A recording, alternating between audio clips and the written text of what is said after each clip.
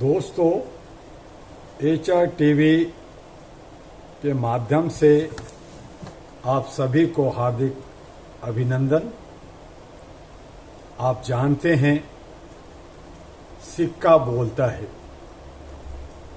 धर्म बिकता है, जात बदलता है, ईमान बिकता है और तो और मनुष्य की मनुष्यता बाजार में अटखेलियां खेलता है और वो इधर से उधर लुढ़कता है।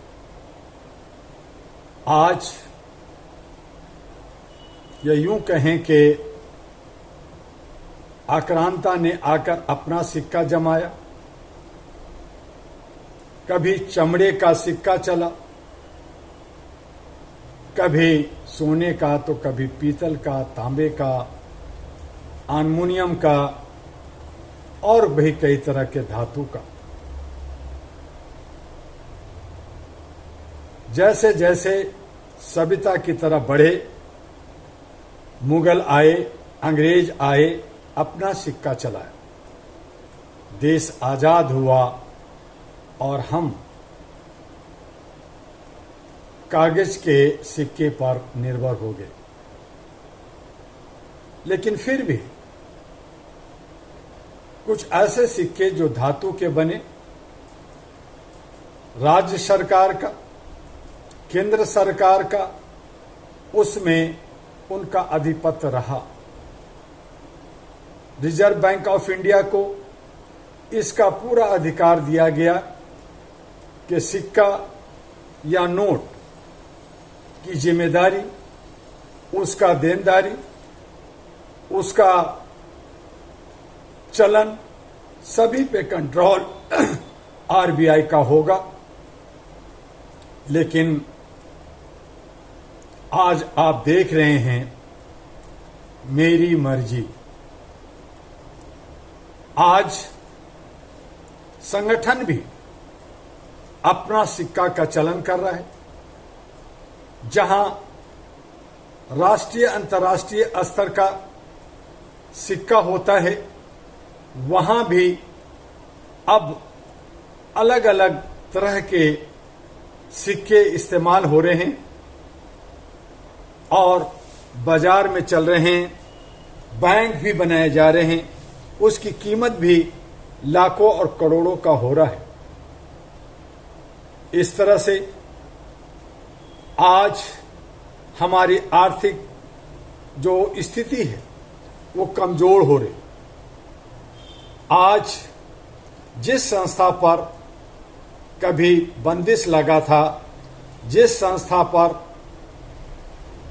लोगों को तोड़ने, समाज को तोड़ने और एक पक्ष को लेकर के आगे बढ़ने पर बंदिश लगा था, जिसने राष्ट्रीय झंडा नहीं फहराया, जो रजिस्टर्ड नहीं हुआ भारत सरकार से, आज भारत पे राज कर रहा है। पैसा कहां से हजारों हजार करोड़ आ रहे हैं, कोई पूछने वाला नहीं है। अगर एक छोटी सी संस्था 100 रुपया इधर से उधर होता है, अगर हमारा सोनम वांगचुक कहीं से लाख रुपया मिला और वो वहां के लोगों के हित में खर्च किया, तो उसे आतंकवादी कहा गया, उसे एफसीआर, उसके अकाउंट बंद कर दिए गए और उस पर दुनिया भर के इंक्वायरी और जेल भेज दिया गया। लेकिन जो करोड़ों अरबों रुपया लूट रहा है, बड़े बड़े बिल्डिंगें बना रहा है, बड़े बड़े प्रॉपर्टी का मालिक बन रहा है, कहां से आ रहा है, कैसे आ रहा है, इसकी कोई जांच नहीं हो रही। और तो और 100 साल का उत्सव बड़े धूमधाम से सरकारी खर्चे से शहरों में मनाई जा रही है, रैलियां निकल रही है और परेड चल रहा है। विज्ञान भवन, जहां राष्ट्रपति प्रधानमंत्री का कार्यक्रम होता है, वहां पे आम नागरिक, आम छोटे छोटे संस्थाएं को जगह नहीं मिलती। वहां एक दिन नहीं 3 दिन उत्सव मनाने की छूट आरएसएस को मिलता है भारत सरकार से। और तो और भारत के प्रधानमंत्री उसका जो है उद्घाटन करते हैं, भाषण देते हैं और वहां 100 रुपए का सिक्का का उद्घाटन प्रधानमंत्री के हाथों से होता है। प्रधानमंत्री जो कहते हैं, प्रधानमंत्री जो उद्घाटन करते हैं, वो संवैधानिक होता है, उसका मीनिंग होता है। वहां पे सिक्का का क्या मीनिंग है, क्या वो चलन में आएगा जिस पे न राष्ट्रीय झंडा है, वहां राम जी का और आरएसएस का फोटो है, तो क्या अब लोकतंत्र नहीं रहा? क्या हमारा वो सत्यमेव जयते नहीं रहा? क्या अशोक स्तंभ, अशोक चिन्ह खत्म हो गया? क्या अब संगूर छड़ी जो बिस्टा हमारे सांसद का नाम रखा गया, वो अब राजा का महल हो गया? क्या अब सकारात्मक लोकतंत्र नहीं चलेगा, संविधान नहीं चलेगा, लोगों की मनमर्जी और हक धर्मिता चलेगी? ऐसा हमें दिख रहा है, आपको दिख रहा है, नहीं दिख रहा, ये तो आपको सोचना होगा, क्योंकि आज अनभक्तों का राज है। आज हर तरफ अराजकता है, आज हर तरफ बेरोजगारी बढ़ गया है, लोगों को रोजगार नहीं है, काम नहीं है, इसलिए शहरों में, देहात में, कस्बों में खुल्लम खुल्ला चोरी हो रहा है, डकैती हो रहा है, राहजनी हो रहा है। और तो और जो बाबाओं को हम आस्था के नजर से देखते हैं, पूजनीय मानते हैं, वो तमाम बाबा, चाहे चैतन्य बाबा हो, चिरंजीवी बाबा हो, चाहे आसाराम हो, राम रहीम हो या और भी हो, सब बलात्कार में लिप्त हैं। यानी 144 बाबा, अब 2-4 और बाबा जो अनपढ़ हैं, पढ़े लिखे नहीं हैं, लेकिन प्रवचन कर करके लोगों को दिग्भ्रमित कर करके 1-2 का नहीं बल्कि 2000-5000 करोड़ का मालिक बन गए हैं। उनका चरित्र क्या है, ये तो देखना है। समय समय पे आवाज उठ रही है। सरकार जहां लोकतांत्रिक व्यवस्था से, जहां एक सिस्टम से, जहां एक संविधान से चलता है, वो अपनी मनमर्जी से चल रही है, अपने तरीके से चल रही है। और इसीलिए डॉक्टर दुआ ने कहा कि लोकतंत्र खत्म हो गया, अब अनभक्तों का राज हो गया है। जो लोग लोकतंत्र बचाने में लगे हैं, जो लोग धरना प्रदर्शन और मांग कर रहे हैं, वो सब बेईमानी हो गया है। जहां बहुसंख्यक आरक्षण थोड़ा सा हिस्सा दे दो, उनका भी मस्तिष्क, उनका भी बुद्धि भ्रष्ट हो गया है। जब वो कहते हैं, जब वो मानते हैं कि 90% है, तो 90% उनका हिस्सा, जो 10% है उनका हिस्सा, फिर आरक्षण अलग से किस बात का? वो व्यवस्था होनी चाहिए कि जिसकी जितनी हिस्सेदारी उतनी उसकी भागीदारी, और उस तरह से हमारी आर्थिक स्थिति सुधरनी चाहिए, समाज की व्यवस्था बननी चाहिए। लेकिन क्या ऐसा है? जन क्रांति की बात करते हैं, हक अधिकार की बात करते हैं, धरना प्रदर्शन देते हैं, लेकिन कोई किसी का सुनने वाला नहीं। इसलिए ये जो कुछ भी सिक्का हो या नोट हो, रुपया हो या सारी व्यवस्था हो, अगर चंद लोगों के हाथ में होगा तो ये ईस्ट इंडिया कंपनी कहें, गुजरात कंपनी कहें, किसी खास लोगों की कंपनी कहें, कमोबेश ये चाटुकारों का, अनभक्तों का, जयचंदों का देश हो गया है। अब यह लोकतंत्र नहीं रहा, अब इसमें जनता का कोई हिस्सा नहीं रहा। इसलिए वो अपना सिक्का चलाएंगे, और आपका सिक्का का कोई कीमत नहीं होगा। वैसे भी हमारा रुपया दिनों दिन गिरता जा रहा है, डॉलर बढ़ रहा है, 100 के आसपास पहुंच गया है। जहां पेट्रोल 30-35 रुपये की बात थी कि बीजेपी आएगी और 35 रुपये पेट्रोल होगा, वो 100 से ऊपर पहुंच गई। दाल, आटा, चावल, मसाला और रोजमर्रा की तमाम चीजें की कीमत बढ़ गई है। जीएसटी से खूब लूटा गया और फिर कीमतें खूब बढ़ा करके चंद 1-2% कम किया गया और कहा देखो मैं तुम्हें बहुत राहत दे रहा हूं। और तब हमें हंसी आती है कि बीजेपी का लीडर सांसद रवि किशन कहता है 100 का माल 45 का हो गया, 3000 का माल 1600 का हो गया। वह कैसा गणित है।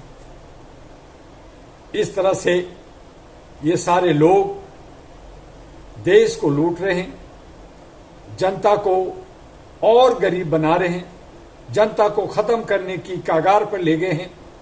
अराजकता बुरी तरह से फैल गई है, असंतोष पनप गया है। जनाक्रोश कब फूटेगा, कब आगे आएगा ये कह नहीं सकते। और इसीलिए ये सब एक दिन जैसे रात के 8:30 बजे हमारे प्रधानमंत्री कहते हैं सारे नोट कैंसिल, सारे मुद्रा आज से रद्द किया जाता है। नया नोट आएगा, नया नोट का चलन हो। एक दिन कहेंगे कि रिजर्व बैंक का जो अधिकार है वो खत्म किया जाता है, जो रिजर्व बैंक गवर्नर का साइन वाले नोट है वो सब खत्म किया जाता है। जो आरएसएस का सिक्का है जिस पे राम और आरएसएस के लोगों का फोटो है, जिस पे राष्ट्रीय तिरंगा नहीं है, जिस पे राष्ट्र का कोई पहचान नहीं है, वही चलेगा। तो हम आप कर लोगे क्या? हम तो बंधक हैं, हम तो गुलाम हैं, हम तो मानसिक गुलाम हैं। हम चीखेंगे, चिल्लाएंगे, लेकिन होगा क्या? वही होगा जो मन की मर्जी होगा, वही होगा जो बायोलॉजिकल बच्चे नहीं बल्कि ब्रह्मा विष्णु महेश के बच्चे हैं।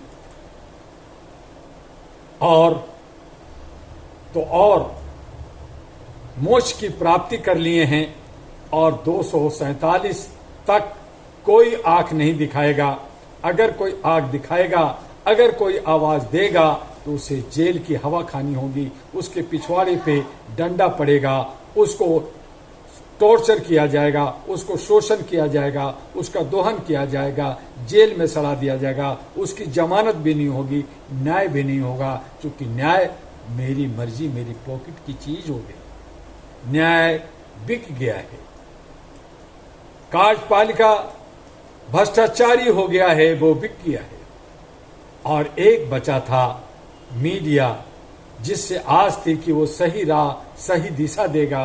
वो सब स्ट्रीम मीडिया, चाहे प्रिंट मीडिया हो, चाहे इलेक्ट्रॉनिक मीडिया हो, और चाहे अब सोशल मीडिया हो, सब के सब बिक गए। तो जनता बिकती है 500 में, जनता बिकती है एक मुर्गी में, जनता बिकती है आधा पौवा में, कुछ लाख में, कुछ करोड़ में और कुछ 100 करोड़ में, लेकिन बिक सब रही है। बाजार में हर माल उपलब्ध है, बस खरीदने वाला चाहिए। बिकने के लिए सब तैयार हैं। और ऐसी सूरत में लोकतंत्र कहां रहा? लोकतंत्र खत्म हो गया। अब राजतंत्र, अब गुंडा तंत्र, अब दबंगगिरी तंत्र का बोलबाला है। आज हम कुछ बोल रहे हैं, बड़ी हिम्मत कर करके बोल रहे हैं, संविधान की दुहाई दे के बोल रहे हैं कि बोलने की मेरी अभिव्यक्ति है। लेकिन सच्चाई यह है कि कब पिछवाड़े पे डंडा पड़ेगा, कब झूठे केस लगेगा, कब जेल की हवा खानी होगी, कह नहीं सकते। आइए, जो तथाकथित सिक्का है उसको संभाल के रखिए। क्या पता आज वो 100 का है, कल वो 1000 का, लाख का और करोड़ का सिक्का बन जाए। ये मजाक नहीं, सच्चाई है, ये व्यंग नहीं, सच्चाई है और यही होने वाला है।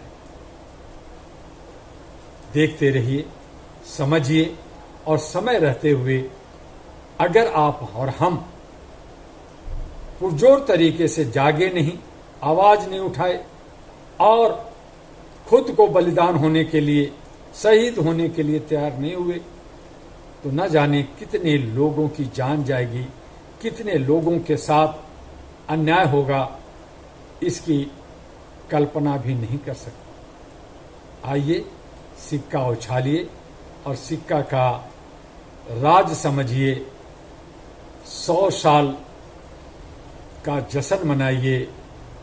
हिंदुत्व कहते कहते हिंदुत्व को तोड़ दीजिए, लोगों को तोड़ दीजिए। आज ब्राह्मण अपने को हिंदू नहीं कहता, आज स्वर्ण अपने को हिंदू नहीं कहता। न रामायण में, न महाभारत में, न ग्रंथ में, न पुराण में कहीं हिंदू शब्द नहीं है। लेकिन हिंदू हमें गुलाम कह करके, हमें उत्पीड़ित कह करके, आम जनता को, शूद्र को गुमराह कर करके राज करने वाले लोगों से सतर्क जरूर रहिए। जय हिंद, जय भारत। फिर मिलेंगे अगले वीडियो में।